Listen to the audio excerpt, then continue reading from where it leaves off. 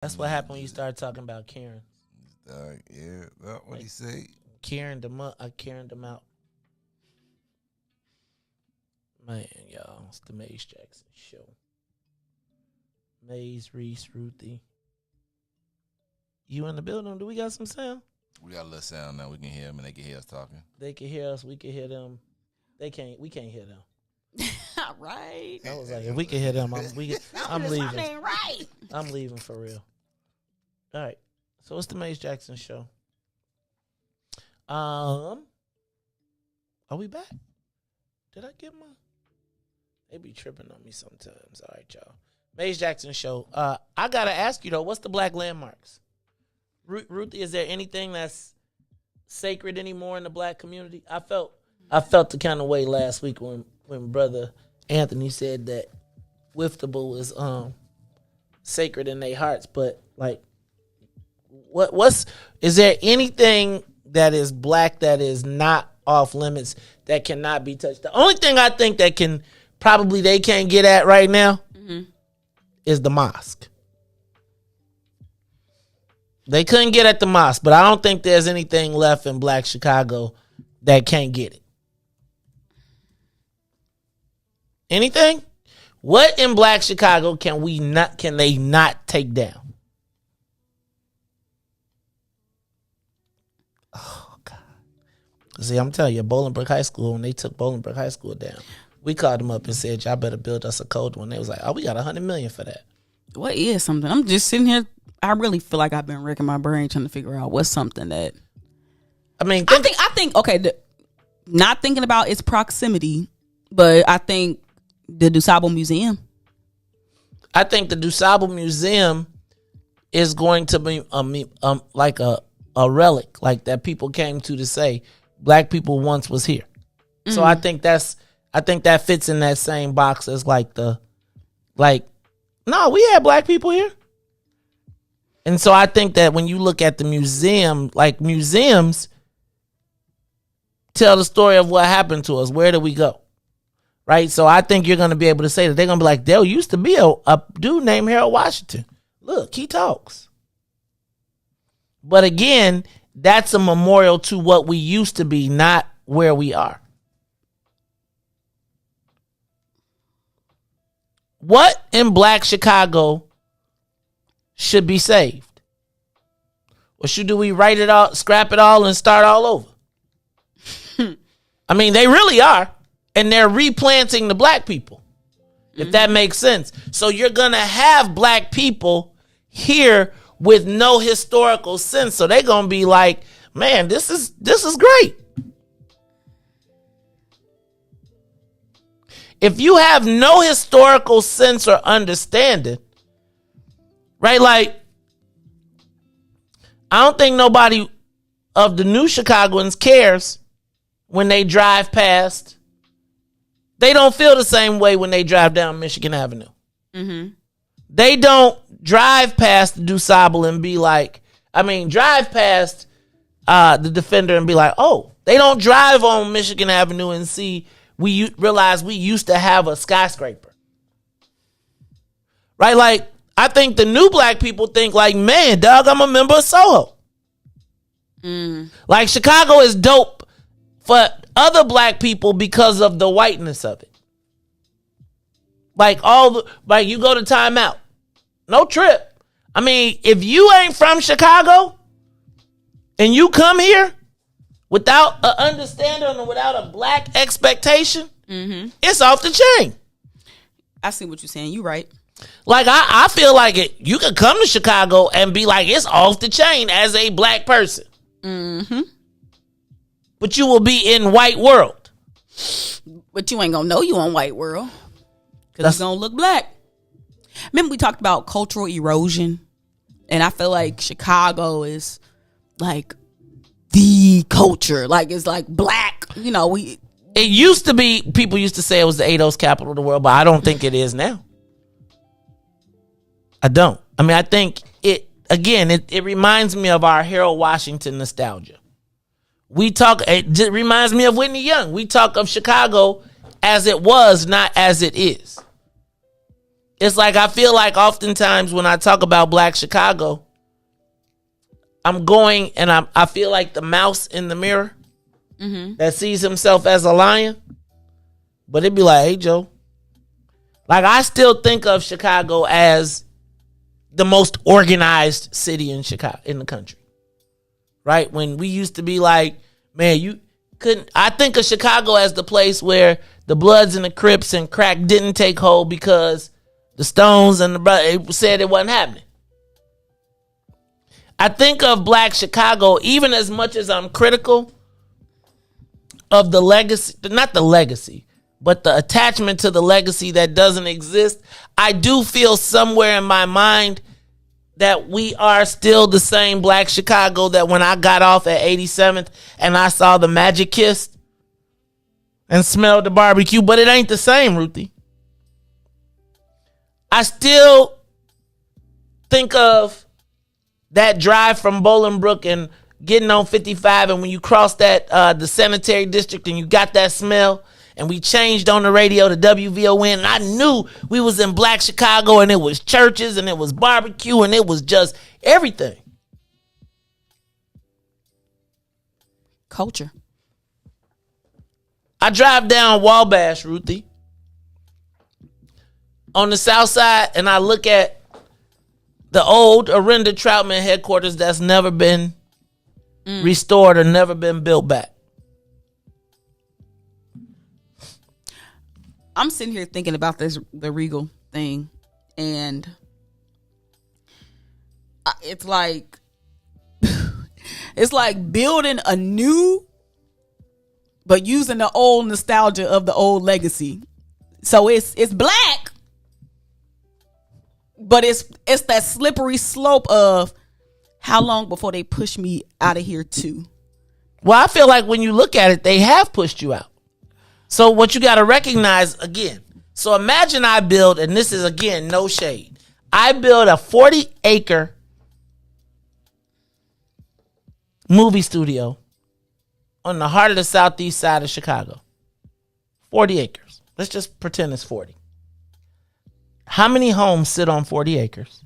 Okay, I got it's 6.5 acre plot. Okay, so a 6.5. So imagine taking 6 continuous acres out of that's at least a neighborhood.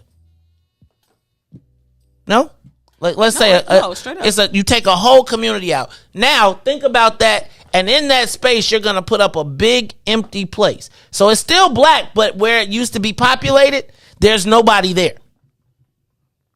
So you get to say this is a Black neighborhood, but there's no Black people that reside in that space.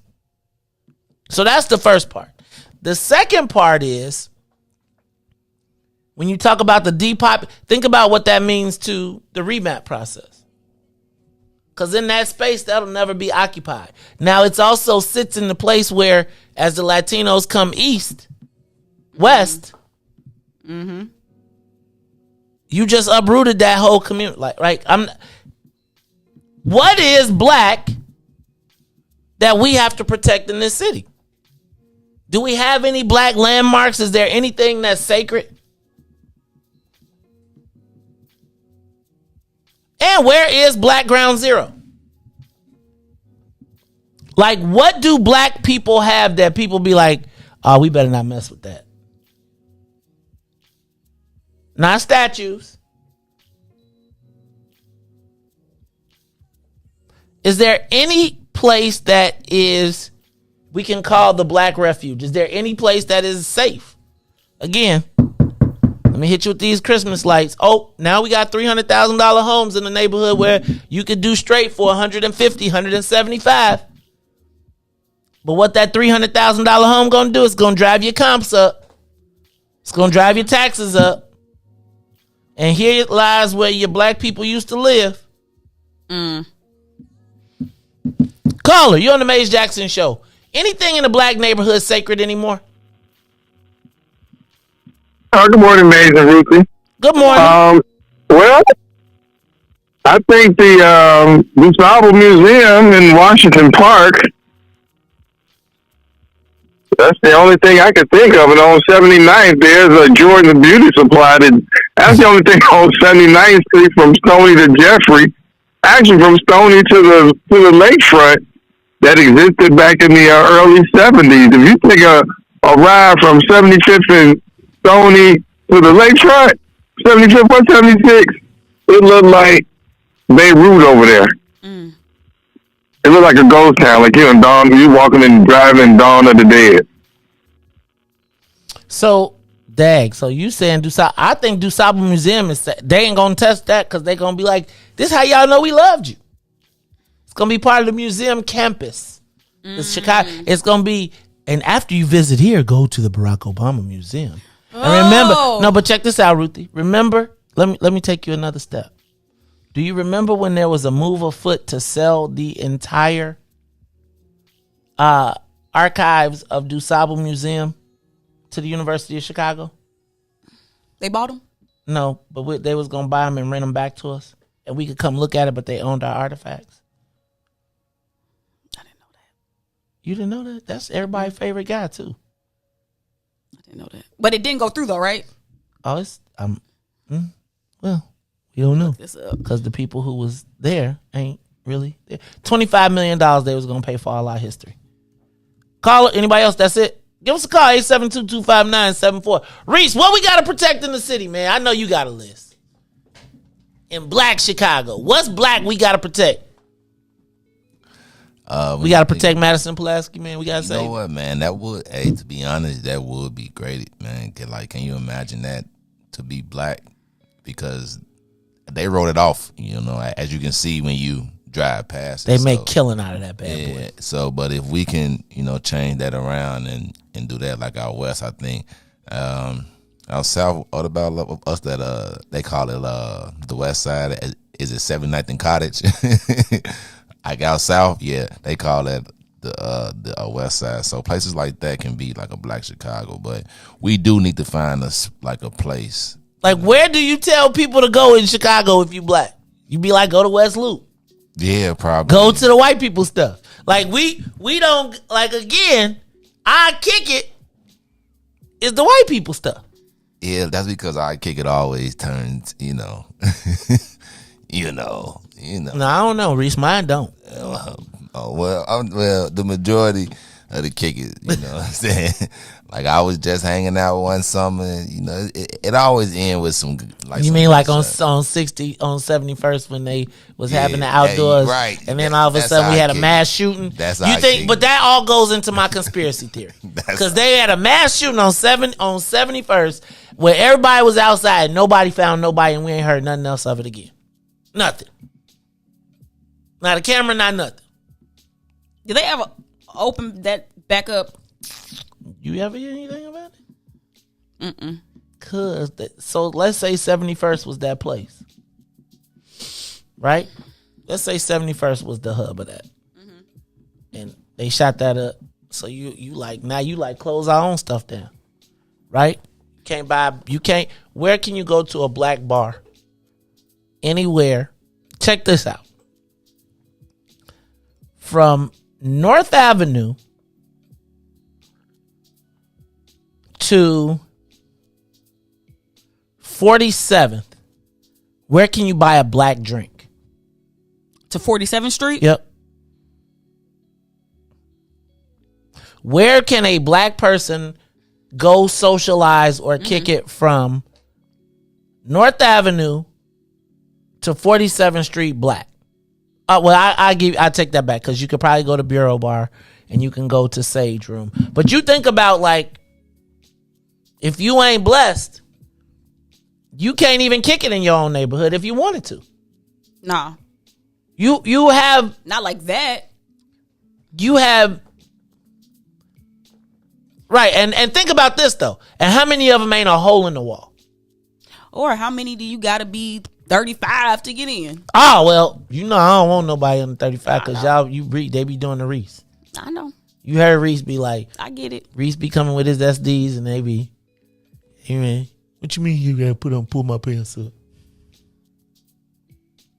So I'm just curious, what do we have in Black Chicago that we need to save? Everything. There you go with that Ruthie millennial answer. I ain't got no real answer, so I'm just trapping. No, because we do need to save everything. I really do personally, and it's not just because I live here, but I think Chatham, it should be on the radar. I love Chatham. Like, there was a time when I wanted to move to Chatham so bad because I thought that Chatham was the epitome of black arrival to middle class. Now I know, and that was where I was supposed to start till I got my multi-million-dollar billionaire house. And then y'all started letting people walk on the grass in Chatham. Then they started sitting on the porches. Then I remember when people used to be in Chatham, if you don't pick that paper up, now they be like, they don't say nothing. So now you see all the, man, I remember going to Chatham and being like, man, I want me one of these houses. These people cut their grass around here. So Ruthie, I know you like Chatham, but they coming for it. $300,000, $300,000, single family, $300,000. Get your Christmas lights there. Get your Christmas lights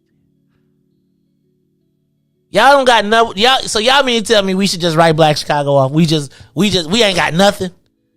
We ain't got, what we got in this? We ain't got nothing. We got a lot of restaurants and what we got that we proud of in Black Chicago. Like, what do we point to? It's the culture. It's the culture. We hate Summertime Shy. We be going to white people festivals for Summertime Shy. But that's we be like, the white people got the budget to bring that. They be bringing D'Angelo. That's the part. That part right there, Maze. They be having the budgets.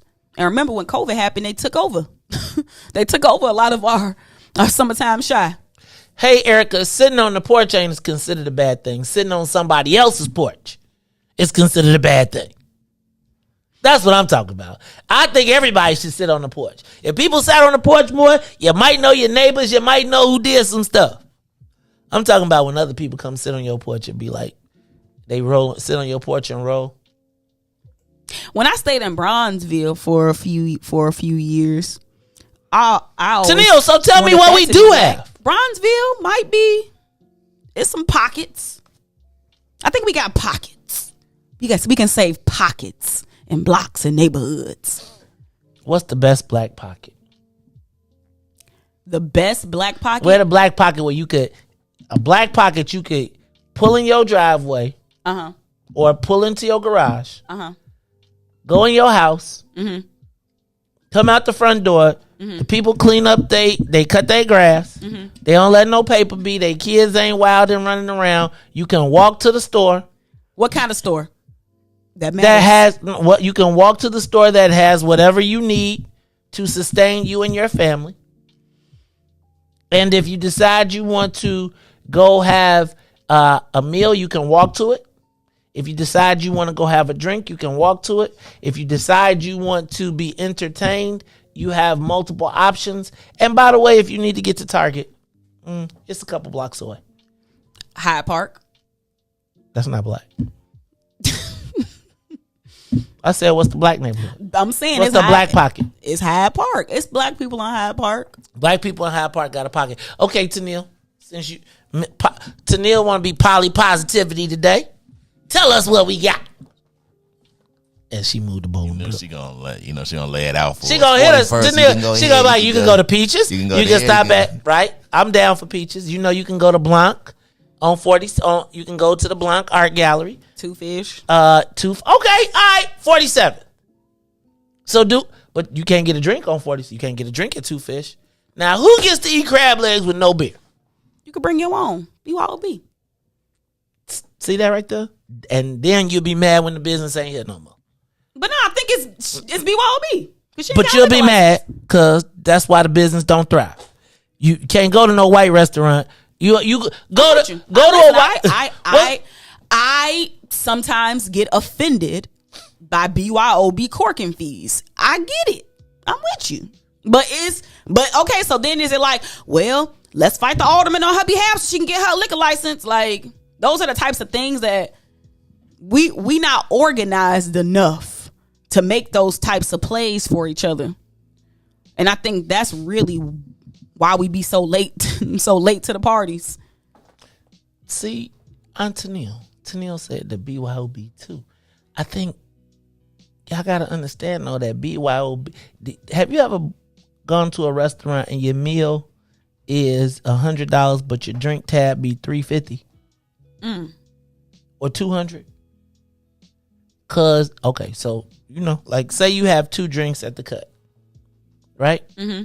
Them bad boys about $20 each, $25 each. Mm-hmm. So now you and me have 2 drinks each.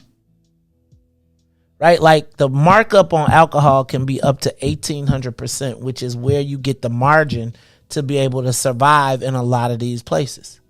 Right? The reason you see us in the low rent locations is because if you can't get no liquor license, you can't get to that margin that you need to go to be in the South Loop.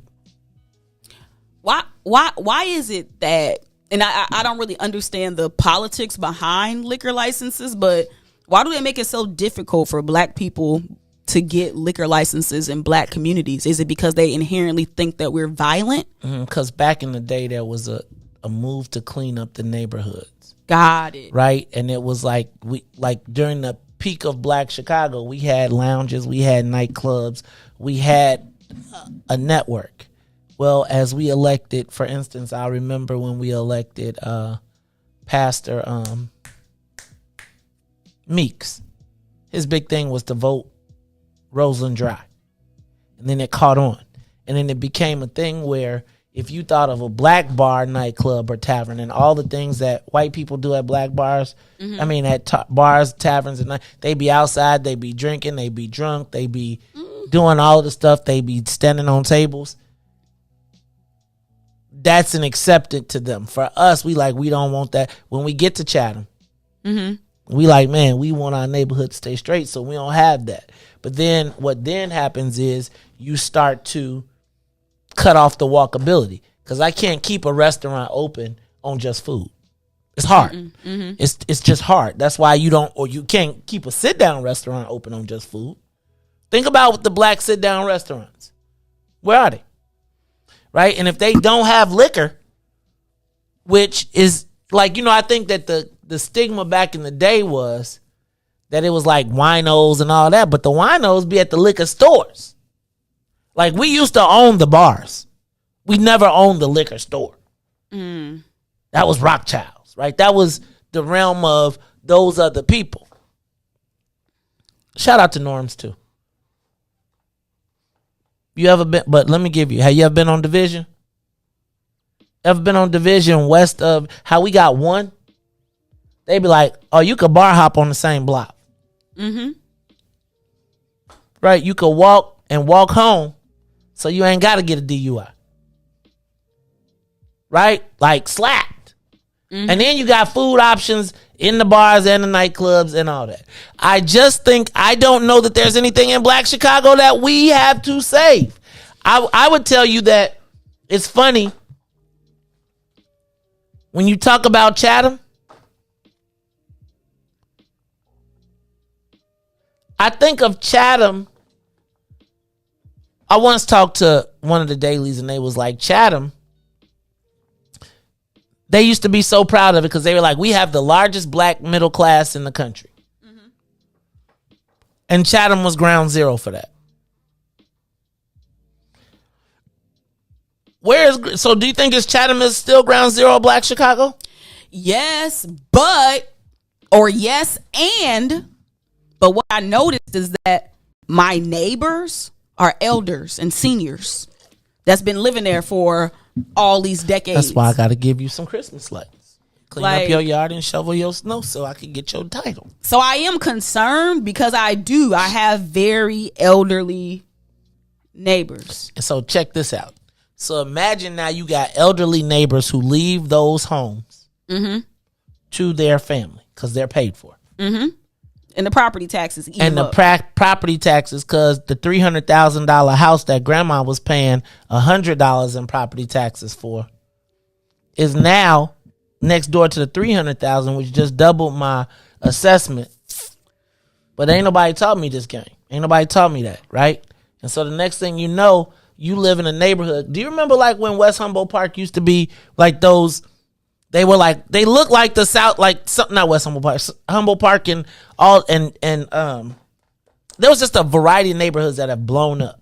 Mm-hmm. But Pilsen is a very good example. Where they start with like a single family home or a 3-flat, and then somebody turns that 3-flat into one house with a garage underneath it, and now that 3-flat that you was living next door to is now somebody's mini mansion. Mm-hmm. And now you got the little house, and 2 people bought on the other side of you. They house is worth $1 million. Yours still $75,000. Mm-hmm.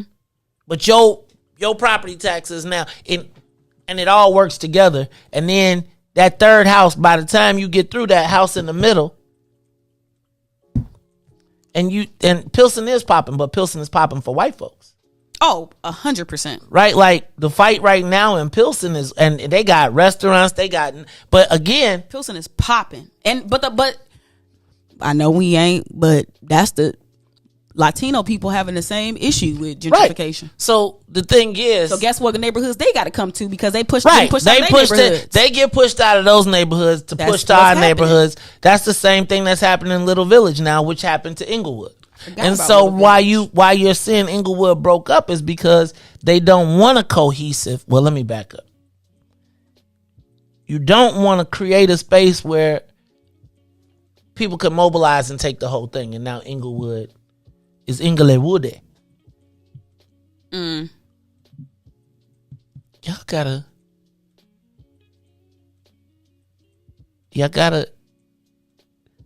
like, I feel like, and then I'll be going places and I'll be like, are we really kicking it like this? It's like some days I'll be like taking a picture and being like, I swear to God, there's a war going on outside no man is safe from.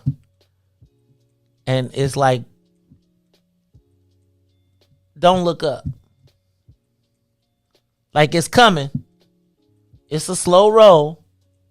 You know, somebody told you, if somebody would have told me 10 years ago would have came this quick, I would have never believed it. Ruthie, the next time we're going to be having this conversation, I'm going to be 61. 61. Seems like so far away. But I think about what 18 felt like. And it seems like it was just yesterday. And I do feel like I'm stuck in nostalgic Black Chicago. Because as I look around, I was just thinking, what is? Give us a call, 872-259-7474. No black lamb. Riis. Hey, you know Carrie didn't know about the skating rink with no walls? She was like, wait, a skating rink with no walls? How does that work? You think they served off of it yet, Riis? Think they've been serving over there? In rollerblades. Oh, They just glide over. You bogus. Just glide over. You bogus.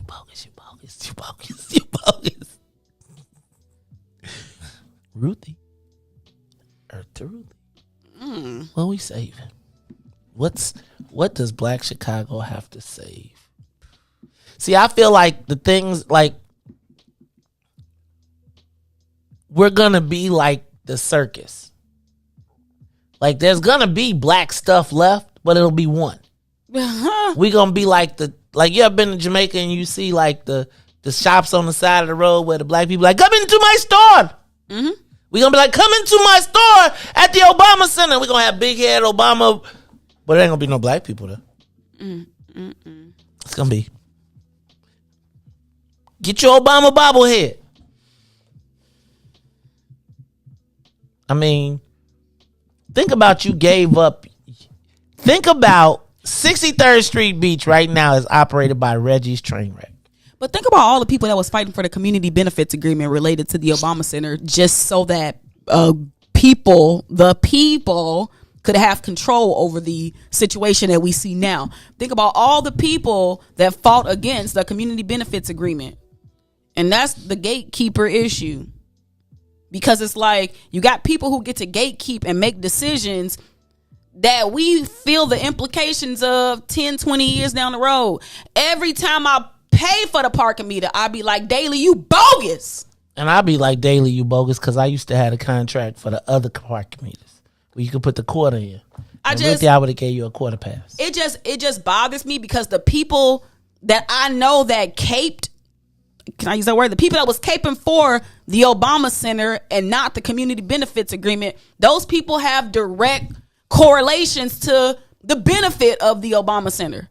So I get it, but it's just kind of like, I feel kind of helpless because when people are galvanized and moving and taking action, like in the moment, it just feel like you just fighting a losing battle. And I think it's because we be so reactionary. And I think that's why Black People First is so important, because we can peep these issues and we say, okay, y'all, about 5 or 10 years, this gonna happen. And we start mobilizing on it now. And where else are people having these conversations, but also the apparatus to take action behind it? And I think that's what's been missing from the landscape. Like, we be talking about this stuff, but like, what's the actionable apparatus that we have to actually move behind it? And I think that's Black People First. That's why our elections are so important. Erica asked me, Reggie's train wreck, yes. And the crazy part is, if you've ever been to Reggie's down on 22nd, it's opened up in the same way, right? It moved right across the street from the projects, and it was a place where really like rockers and people could come and play, and they could come into our neighborhood and play their rock and roll music and then sell us chicken wings. And they have chicken wing night, we'll come. But I remember going to Reggie's often, and they had the classic Black security guard whose job it was to deter Black people from being there. And I think about Reggie's train wreck now, how we all like, woo, we so great to have a great place. And in 10 years from now, they're going to be telling you, get your ass up on your beach. They got some great chicken wings right now. Like, it's hard for me to see our spaces occupied. It's hard for me to see 31st Street Beach. See my girl Nikki Hayes got her joint. And then you go down to the boathouse and you see they built she outside on the deck. And you go down and they built a full. Like, I always wonder, like, when the white people bring their boats, why they don't never come here? Because they built their own landing space inside on the same beach. Right? And it's crazy to me to watch, because I often watch how our participation is built and structured. So oftentimes, Ruthie, I look at the buildings that we're in or the structures that we occupy, and I look at how easy to tear it down. How easy is it to tear it down? Right? And I look at when they building stuff, let me see what the foundation is. Do they have caissons going in the ground? Like stuff that you can't just pull up, that you can't just wipe away, that you got to do millions of dollars. And when I look at the boathouse on the same beach, I see them and us. And it's like, that's why I was like, I was mad when I went out there and all the brothers came out to the beach. And they had their coolers and they stuff, and they came and they listened to the music, but then they went and sat on the beach. And I was watching as all the white folks that was coming off their boats was going inside the boathouse. They didn't have a cooler.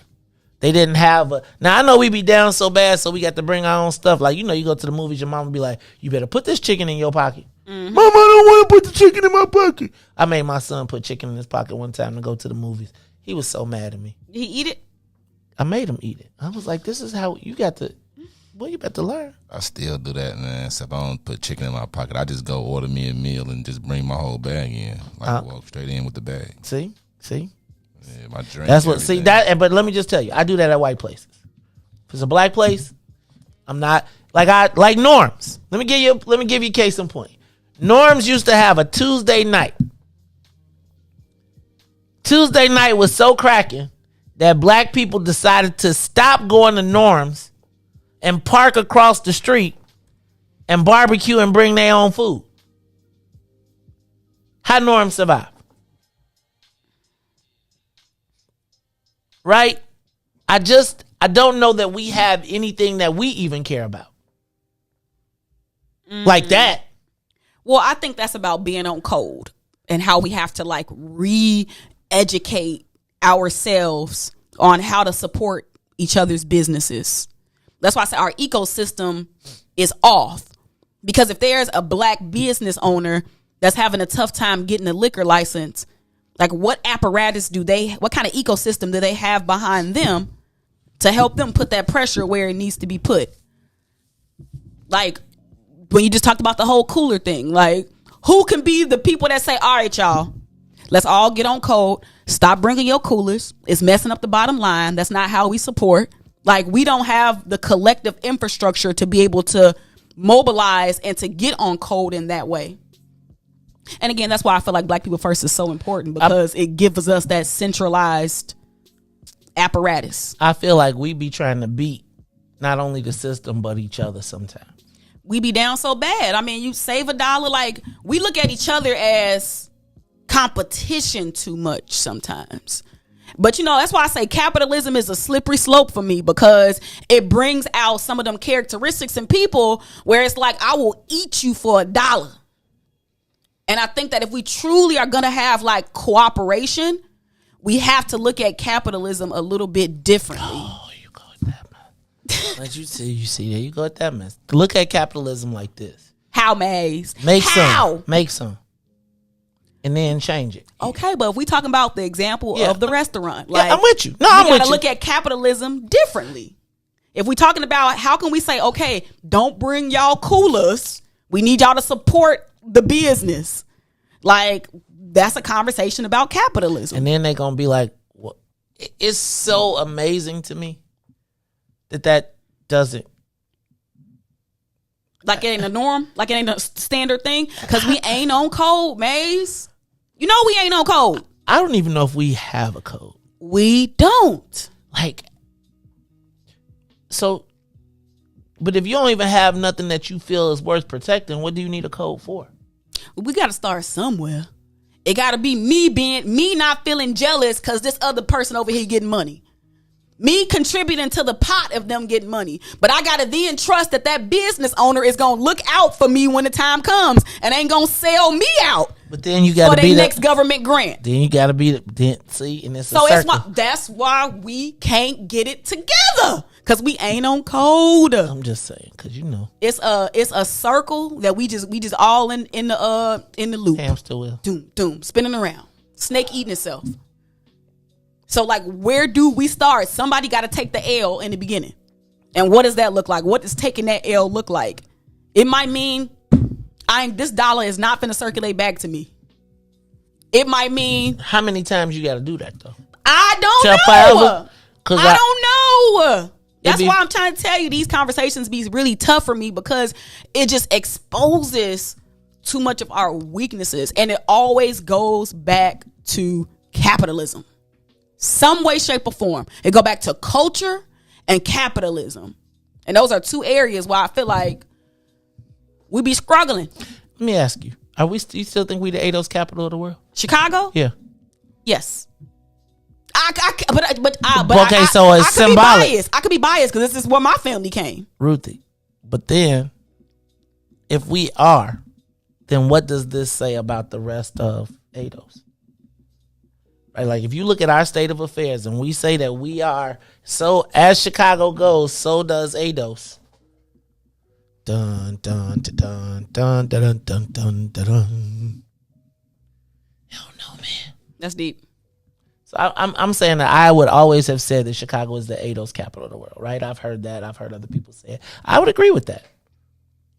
But if this is symbolic of where Black America is, man, do y'all watch Yellowstone? Y'all better check them Indians out, man. Cause I feel like we on the same page. Like it's happening. Like it's literally happening. All right, y'all.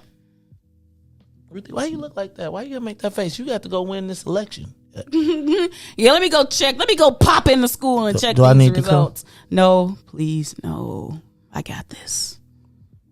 Dang, Ruthie, you be feeling like making me feel like you embarrassed to me. No, I just will only I can't call. dress for war. I'm gonna just call in and see. I don't be trying to cry wolf. Like if I ask for help, I probably really need it, and I tend not to ask for help unless I need it. You've been traumatized by people. No, it's no.